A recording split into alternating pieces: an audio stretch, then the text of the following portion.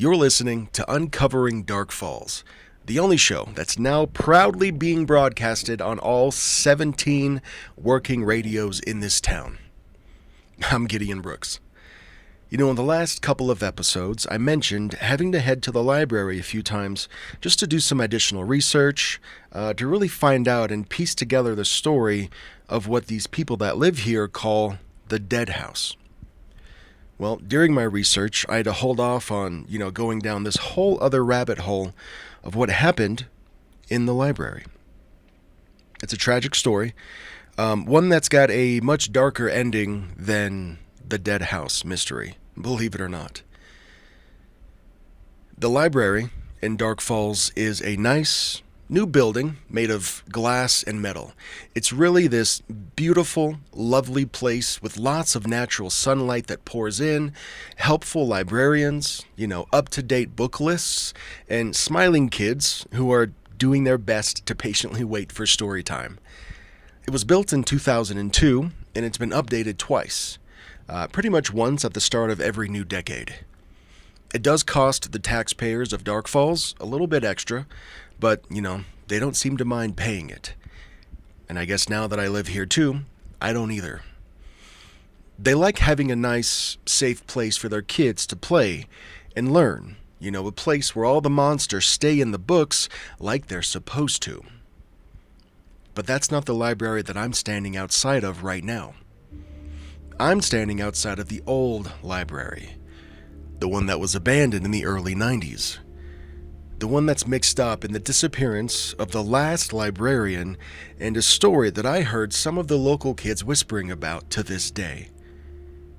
The kids say that the head librarian, Miss Dark, was responsible for the disappearance of Mr. Northman, the old librarian. I don't see how that can be, though, since she would have been in middle school when the guy went missing, but, the kids whisper, and they sometimes know things that grown-ups don't. Things that grown-ups won't even think about. Miss Dark is loved by the children of Dark Falls. They really do look forward to her summer reading program and her scholastic incentives during the school year. The little ones, though, they're always quiet when it comes time for her to read them a story at the children's story hour. They feel like something is a little bit off, and so do I. Now, the story, as I heard it, was that Lucy Dark was once quite the horror buff. She loved scary things, horror movies, spooky TV shows, books, anything that gave her goosebumps. She especially loved scaring her little brother, Randy. Although, as you might guess, he didn't really like that very much. Her parents tried to push her into other hobbies, but Lucy had this unhealthy fixation on monsters. Knowing how much she loved books, they got her involved with the summer reading program at the local library, a choice that would change that poor girl forever. The old library is this huge, old building covered in vines and is entirely overshadowed by these giant, unkempt trees. It might as well be a mausoleum. The windows are broken and then boarded up from the inside to stop any would-be vandals from becoming convicted criminals. The bricks are covered in this very fragrant strain of moss that smells a little bit like bananas for some reason. And the vines, they obscure most of the spire, but the whole place is just perpetually quiet. There's no birds here. None that are living, at least. And I don't ever hear the usual barking of dogs or the drone of cars as they fly by. There's no family houses in the area either. The library stands beside an unfinished city project and an abandoned roadworks building. It's as if the library were a dying organ, and the neighborhood around it has crumbled from its passing. The door was locked, but not very well. Now, you know me. I'm a curious person. I just like to learn things, for better, for worse. The door was locked, but not very well. A couple of hard pushes, and I'm in. And when no one started yelling about thieves or burglars from the inside, I took it as a sign that it was okay to enter. Oh, and those birds that I mentioned earlier? They were bones. Each step up to the doors of the library housing a perfectly untouched skeleton on either end of the steps. Weird, but, I guess that's kind of the norm in Dark Falls. The library, despite having been empty for decades, still possesses that book smell that I love, and I know you probably do too. It's that odd middle ground between comfort and just filth. The smell of aging pages just waiting to go to rot. The shelves are empty. Their hollow bones are just crying out for any sort of literature to fill them. And the tile floor is only cracked in, a few places. I don't think the boards on the windows were necessary, to be honest. I mean, this is the kind of place where kids just dare each other to go in, but nobody ever does. This library is a ghost all on its own, and I can feel its spirit moving as I take it all in. The old librarian, Mr. Mortman, was well loved too. He was more of a fan of the classics, though, and a lot of the kids left with books that were written before their parents were born rather than the stories that they had come in asking to find. Lucy was one such girl. She was part of the summer reading program, but she and Mr. Mortman were having some trouble finding a middle ground when it came to books. He wanted her to be well-rounded. Lucy wanted to be chilled and thrilled, though. Mr. Mortman wanted her to have a lasting love of literature, and Lucy just wanted to be scared to death. In the end, they often just had to shrug and take the other's advice and criticism with a grain of salt. Lucy often read classics about monsters to make him happy, and I think Mr. Mortman appreciated the fact that she was trying. That's the voice of Mr. Messer, my mailman. When I told him the story that I heard, he laughed and said that he had personally known Lucy Dark and Mr. Mortman.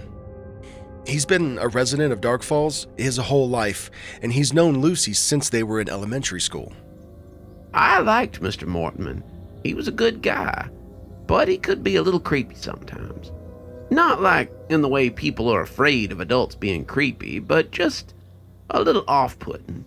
He was bald, he had thick glasses, he had a love of sweaters and slacks, and I was convinced that he lived in the library. I never saw him leave, that's for sure. He always seemed to be there, and I remember seeing a light on sometimes if my parents and I drove past there at night. Shame what happened to him.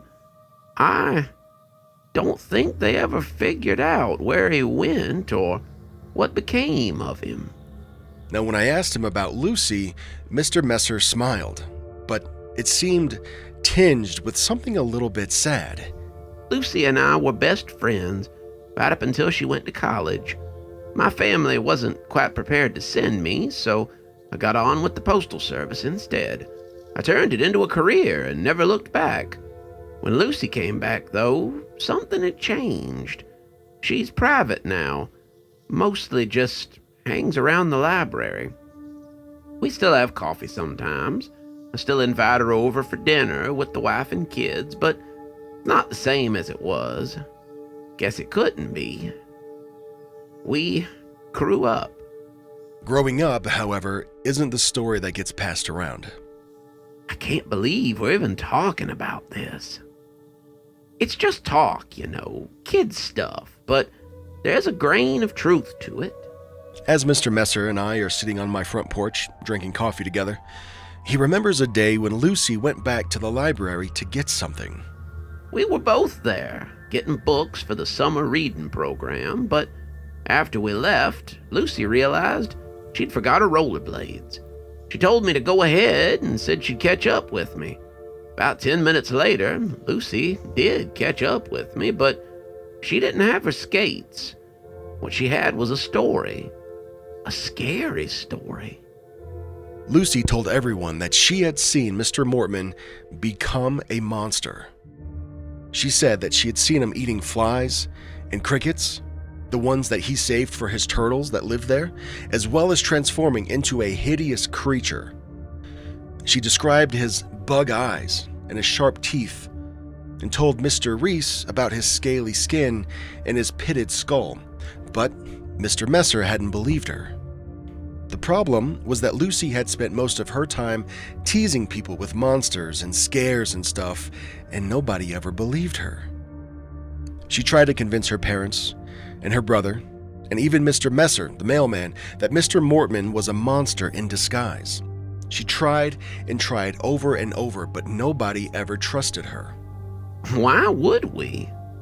Lucy was my friend, but she'd tricked me with monsters before. I wasn't about to be scammed again. No way, Jose.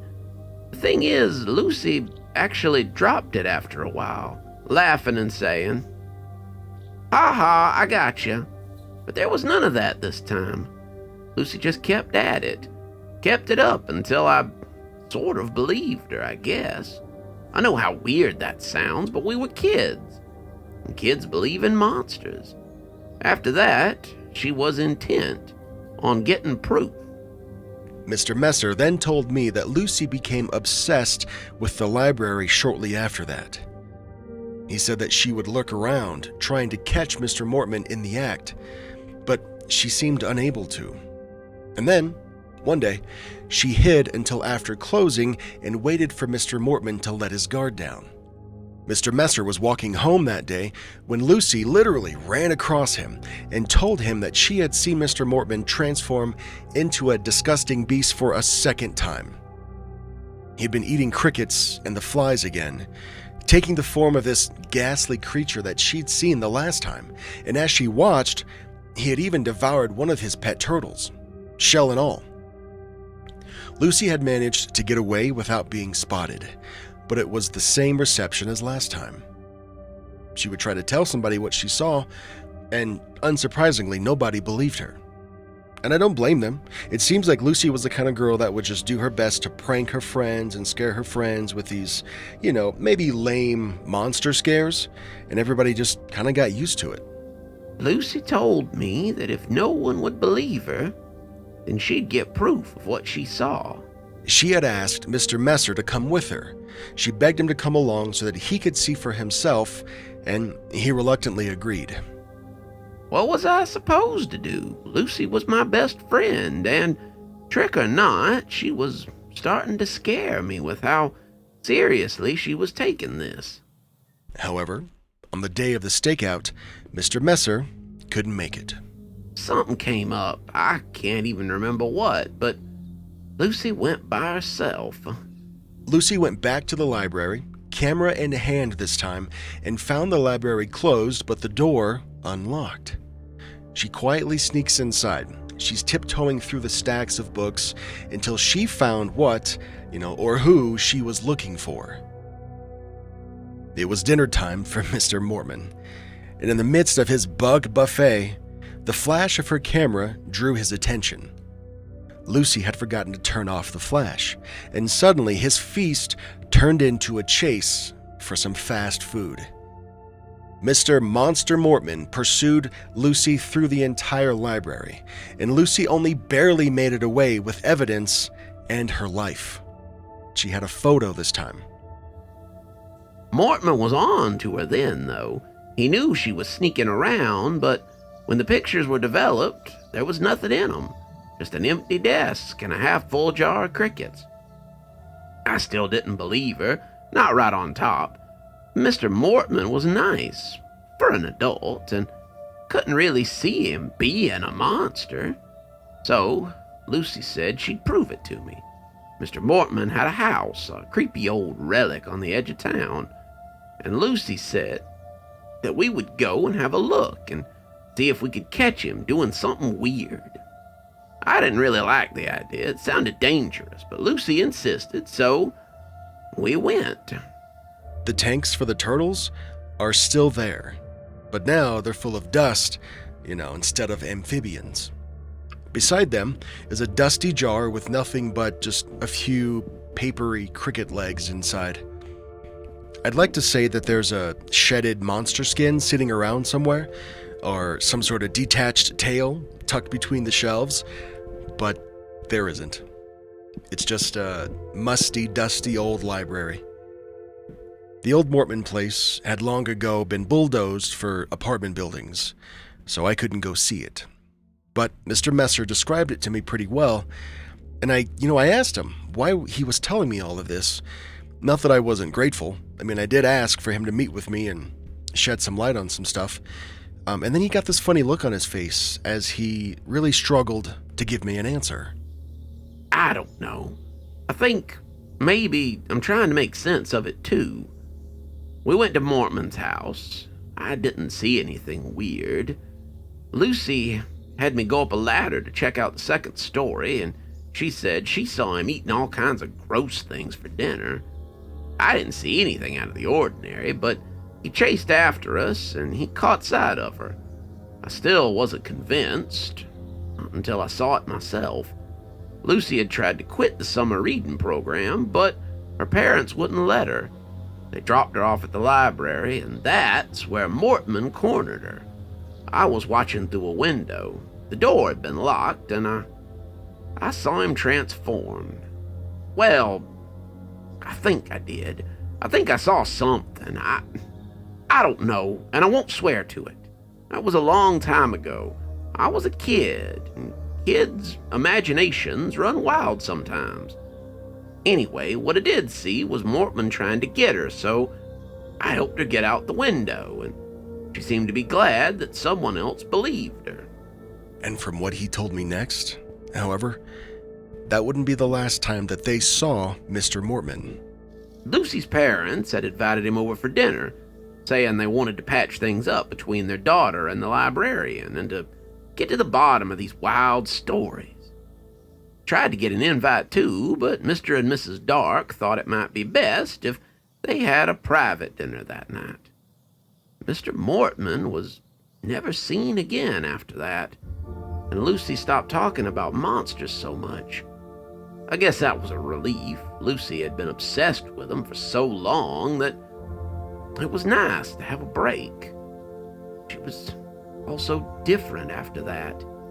She still told scary stories sometimes and talked about monster things, but there was always this air of her knowing something that other people didn't.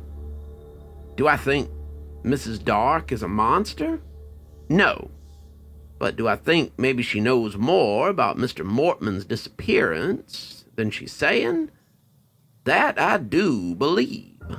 And just as he finished that sentence, there was a throat-clearing sound, and both of us turned to see the subject of our discussion walking up the walkway to my house. Mr. Brooks, it's nice to see you again. I was coming to invite you to the library summer reading event. We have a program for the kids, but the event might help adults find something they've been missing in their lives as well.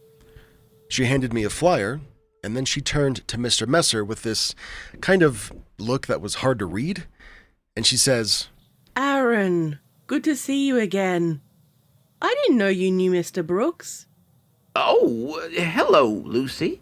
Yes, he's interested in some local legends, that's all. Well, I hope you haven't been filling his head with monster tales.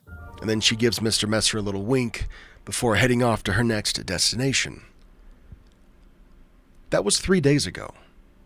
And no, I think I already know what you're thinking. Aaron Messer did not suddenly go missing after that or anything crazy.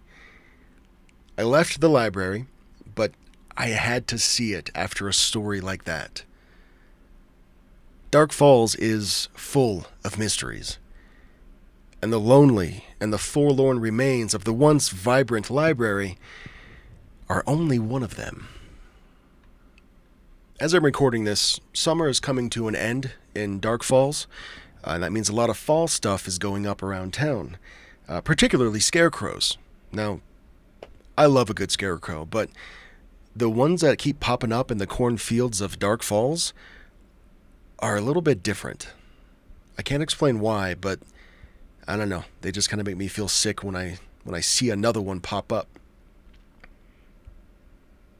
I wonder if there's something to that. I want to say, I want to say thank you. I didn't know I had a lisp. I want to say thank you for listening to this episode of Uncovering Dark Falls.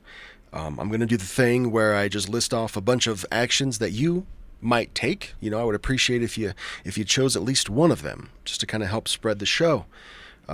Your podcast player probably has a rating feature or a review feature, maybe a comment or a share button on there too. Try one of those out. Let me know how it goes. Also, Uncovering Dark Falls has a Patreon.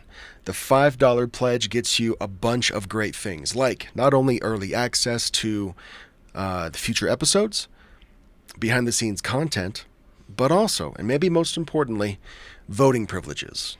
You're going to see me put up polls on the Patreon from time to time, because I need your help in figuring out which mystery to try to solve next. They just kind of keep falling into my lap ever since I've moved to Dark Falls, and I want to know which ones you want me to uncover next. So check that out. The link to that is going to be in the show notes. I figured out what that was again. Okay. Till next time. Uncovering Dark Falls is written by David Caleb and Dr. Plague. Created, produced, and narrated by Darek Weber.